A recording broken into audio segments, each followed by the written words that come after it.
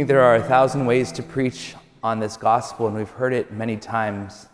But this week I couldn't break in my heart from what's going on right now, from what we're experiencing in our culture and our world right now, and how it relates to what Jesus is proclaiming over his people today. I think the question for us is this: where do we find our security? What do we run to for comfort in these times? What is it that we look to if it's not the Lord? How do we get those thirsts satisfied within us, those hungers? And those thirsts and hungers aren't always for worldly things, huh? They're not just for water and for food or for toilet paper or whatever you guys go out for these days, But they're for deeper things. I was asking myself, what is that? Why are people going? I saw this video of the Costco, and literally the lines for the carts were a half a mile long. And they were standing there waiting to go, and there was going to be nothing left for those people at the end there. What is that? Why are we doing that? Why are you doing that? Why am I doing that? What's that about? I think it's because we're looking for ways to save ourselves. We're looking for ways to comfort ourselves, to secure our lives somehow. We're looking for ways to say, hey, I'm thirsty, I need to get those thirsts satisfied because I don't trust that there's someone out there that can satisfy them for me. I have to take care of myself. We have to be careful. We have to be very careful that this type of reaction doesn't bleed into our spiritual lives, especially in this time of Lent. It's because we're different. We're Christians. We're called to respond in a different way. And I think somehow viruses do the same thing to us as sin, does it not? Do not viruses isolate? Do not viruses kind of distance us from the people next to us? Do not viruses become contagious for others when we're sharing in those experiences with others as well? And the same thing with sin, right? The very first thing sin did to Adam and Eve was it made them go into hiding. They isolated, they quarantined in such a way, right? They hid from the Lord. They hid their hearts. They said, Lord, you can't fix what we have done to ourselves. And it happens too that we end up going and trying to avoid people because of the shame of our lives. And this is the experience that the Samaritan woman is in today. Why does she go at noon? Because no one else is there at noon, right? They all go in the morning or the evening because it's too dang hot in the middle of the day to go. But that's the only time that she can go, because why? Because she's ashamed. And she knows that because of the sin of her life, that she has somehow distanced herself from that community. She has somehow been cut off. But guess who's there waiting for her? Waiting for her. Jesus. And he's there and he tells her everything about her life. And she's exposed in that very moment, not to shame her, but to free her. He says, I want to tell you what you've been thirsting for. You think you've been thirsting for husbands? Let me tell you again, you've been thirsting for me. You've been thirsting for all of these other things in your life, and they're not going to satisfy.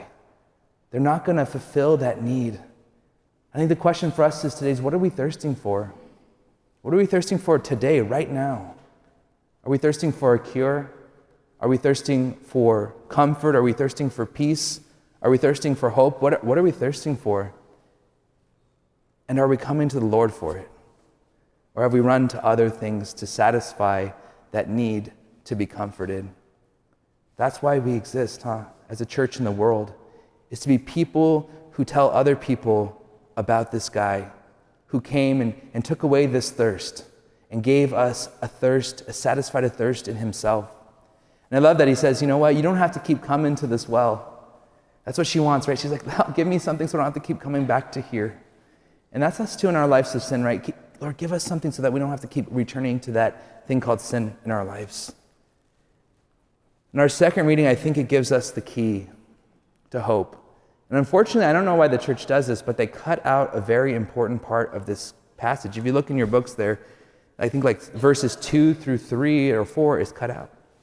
But it says this, and I think it's important for us today. It says that suffering produces endurance, and endurance produces character, and character produces hope. And then that's where it picks up, right? And hope does not disappoint because the love of God has been poured into our hearts through the Holy Spirit. But we can't just jump to hope, right? We miss it. If we miss those other 3 steps, we're never going to get to that place. The question is, what are we going to do with those thirsts in our time of suffering, in our time of questioning, in our time of unknown?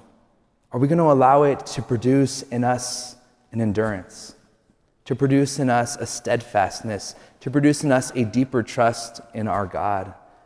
Or are we going to let it turn us into a deeper reliance on ourselves? I wonder if then that reliance, that deep reliance in the Lord, which is called endurance, then would produce into us a great character, a mark. That's what character means, a mark on us. And that when people would see us in these times, they would see the mark of hope. They would see the mark of trust. They would see the mark of a relationship with God who frees us from this need to unnecessarily try to protect ourselves.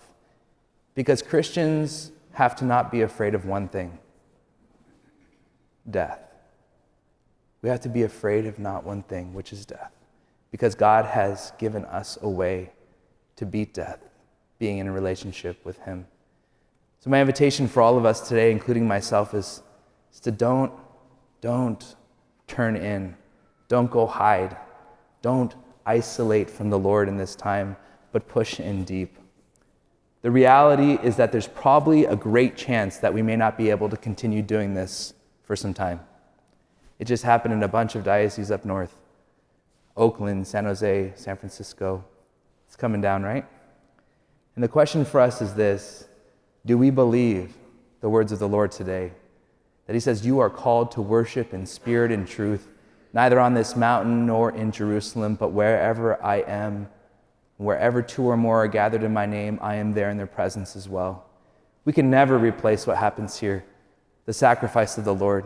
And He's not taking that away from us, but we're accessing it in different ways, huh? And if we can't for some reason gather in this Eucharistic assembly for whatever reason, to know that our God does not just stay isolated here, huh? But that we have a God who goes into your homes, who says that I will show up if you show up in my name. If you call upon me as a community of people in your homes, in little communities, wherever you are, I'm going to show up. Read the scriptures, pray, go into communion with the Lord, no matter where we are. Brothers and sisters, we have a mission to bring this hope to others. But let us first go through that process ourselves so that we can truly be marked with the mark that can't be taken away, our relationship with the Lord.